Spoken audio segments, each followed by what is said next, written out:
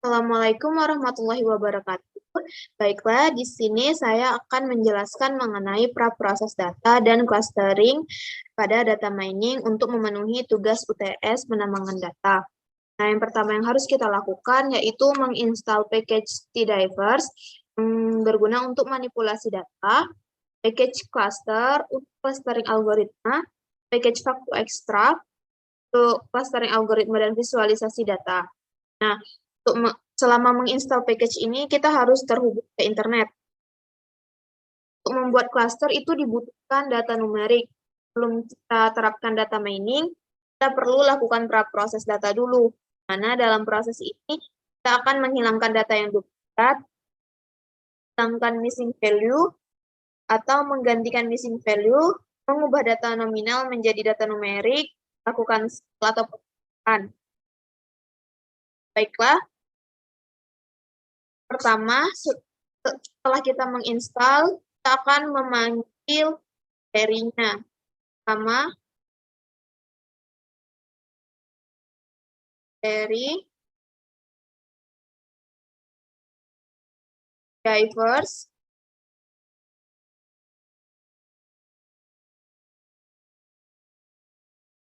selanjutnya query extra library cluster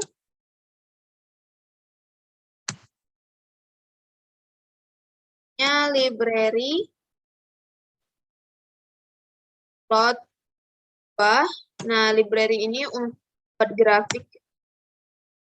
Nah, setelah memanggil library, selanjutnya kita akan memanggil data dari folder ke RStudio dengan cara data ini nama data yang sama dengan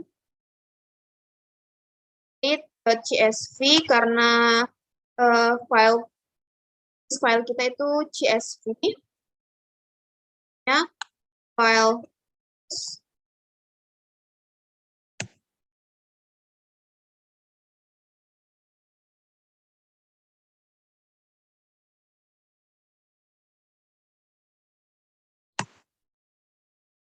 akan muncul seperti ini. Kita pilih data iris yang hujan. Nah, untuk menampilkan datanya, kita klik saja data. Nah, sudah tampilkan data yang sudah kita panggil tadi dari folder. Selanjutnya, kita akan melakukan pengecekan data untuk melihat apakah ada nol atau tidak dengan cara is.na.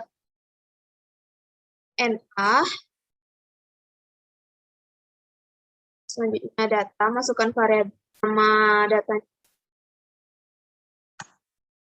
Nah, sini muncul keterangan false dan nah, maksud dari false di sini yaitu datanya itu terisi, sedangkan itu berarti datanya itu kosong atau nol. Selanjutnya kita akan melihat jumlah data yang nol itu ada berapa. Kita tulis sum is.a data. Nah, sini sudah ditampilkan jumlah data yang nol itu ada 3 data. Nah, jika ada missing value, itu kita bisa memilih untuk mengisi data atau menghilangkan data tersebut. Nah, di sini kasusnya itu datanya ada banyak, jadi tidak apa-apa jika kita hilangkan saja. Di sini semuanya itu ada 150 data. Caranya yaitu untuk menghilangkannya, data satu ini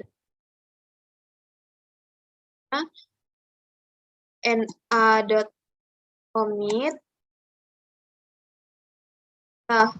Nah, data satu itu nama data yang baru ya, yang sudah kita hilangkan lainnya.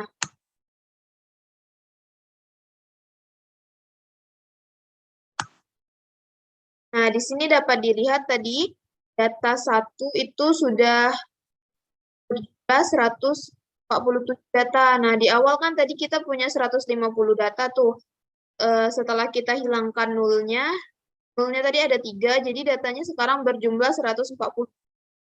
Nah, selanjutnya itu kita akan melakukan normalisasi data dengan melakukan listing untuk membuang data-data yang terikat atau memiliki cara yang sama.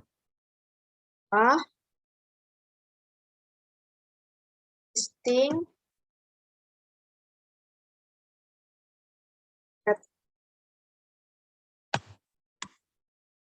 Nah, di sini dapat dilihat itu tadi yang data yang awalnya berjumlah 147 sekarang sudah berjumlah 144 data.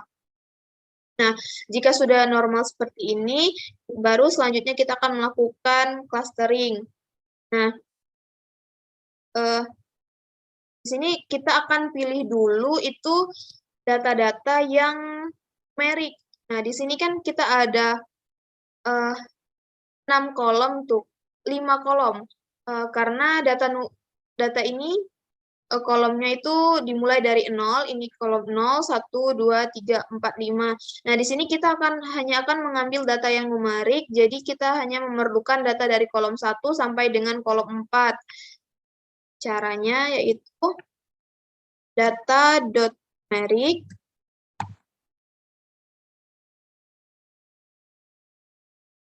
data 2 1 sampai 4.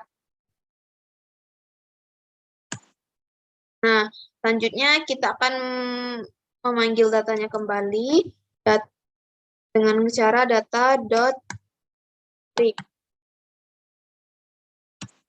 Nah, di sini sudah ditampilkan data dari kolom 1 tadi sampai dengan kolom 4, yaitu sepal length dan sepal width.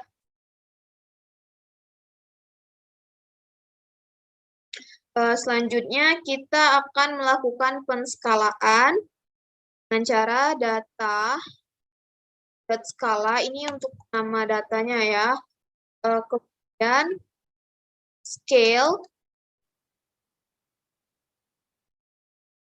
data.numeric tadi.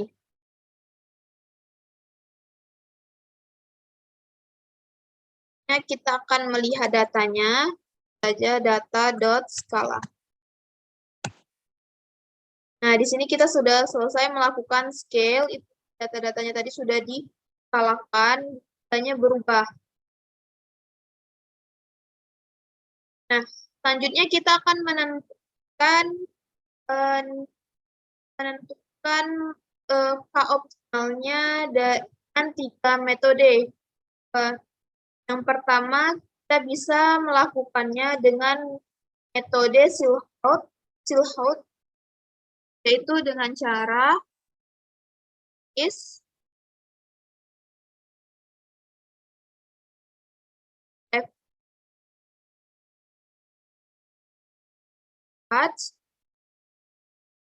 data.skala tadi.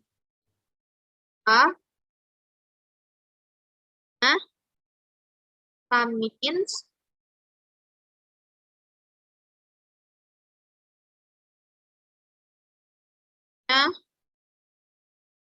metodenya kita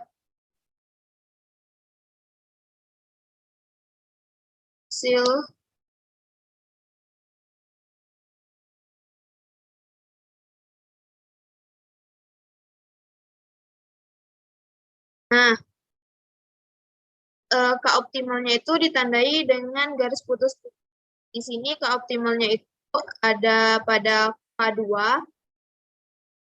Selanjutnya kita akan mencoba menggunakan metode depth-stat. Caranya sama.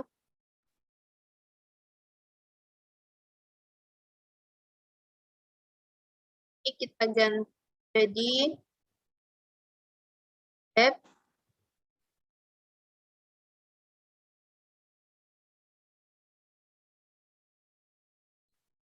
Nah, di sini juga dapat dilihat optimalnya berada pada K3. Namun itu lebih memastikan K-optimalnya kita dapat menggunakan metode elbow. Caranya sama. Di sini kita untuk metode elbow kita melakukan. Nah, untuk metode elbow itu optimal dapat dilihat dari nilai grafik yang landai ke grafik yang curam. Ini nilai grafik yang curamnya itu K1 dan K2. Nah, mulai melandai itu pada K3. Nah, jadi di sini kita menggunakan K3 untuk melakukan clustering menggunakan K-means. Selanjutnya kita clustering dengan K3 means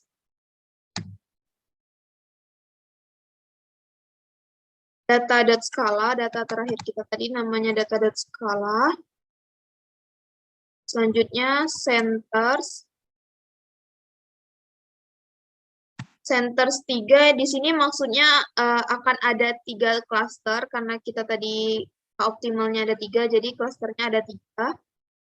Selanjutnya parameter and start 25.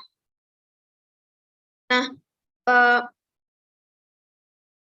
parameter and start itu diisi sebanyak 25 sehingga di sini akan ada inisiasi centroid awal yang berbeda sebanyak 25 kali.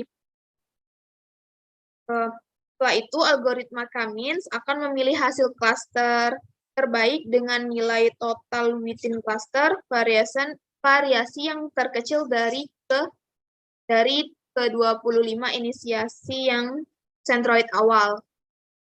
Selanjutnya kita lihat. Untuk melihat datanya, kita tinggal mengetikkan K3. Nah, di sini dapat dilihat cluster 1, 2, dan 3-nya itu data 1 sampai dengan data 1 berada di cluster 1, data 50 dan di cluster 2. Nah, selanjutnya untuk clustering, kita tidak menggunakan akurasi. Nah, evaluasi performa clustering bisa dilihat menggunakan sum of square error. Nah, berikut jumlah sum of square error untuk masing-masing cluster. Untuk cluster 1 itu ada 45,3, cluster 2 itu ada 43,8, dan cluster 3 itu ada 40,8 dengan total sum square-nya yaitu 76,1%. Selanjutnya saya akan menampilkan data final. Nah, di sini kita akan menampilkan data final dengan cara final sama dengan data.frame data numerik. Di sini kita menggunakan data numerik karena kita hanya akan melihat data numeriknya. K3 cluster. Kita di sini menggunakan data numerik dan akan melihat clusternya saja. Selanjutnya, untuk melihat datanya, view, final. Nah, di sini sudah dapat dilihat itu data yang pertama, sesuai dengan di awal tadi, itu berada di cluster 1, data kedua di cluster 1, data ke-67 itu ada di cluster 2, dan seterusnya. Nah, yang terakhir di sini kita akan menampilkan visualisasinya, yaitu dengan mengetikkan FIZ cluster K3 sama dengan data.skala. Ini data terakhir kita tadi.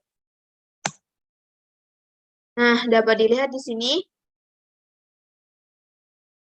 Nah, berikut sudah ditampilkan cluster-clusternya. Di yang data berwarna merah ini, daerah berwarna merah ini itu cluster 1. Nah, untuk yang hijau ini cluster 2 dan yang biru ini cluster 3. Nah, sepertinya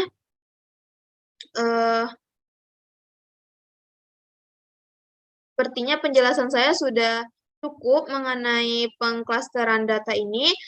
Terima kasih. Mohon maaf apabila masih terdapat kesalahan. Saya akhiri. Wassalamualaikum warahmatullahi wabarakatuh.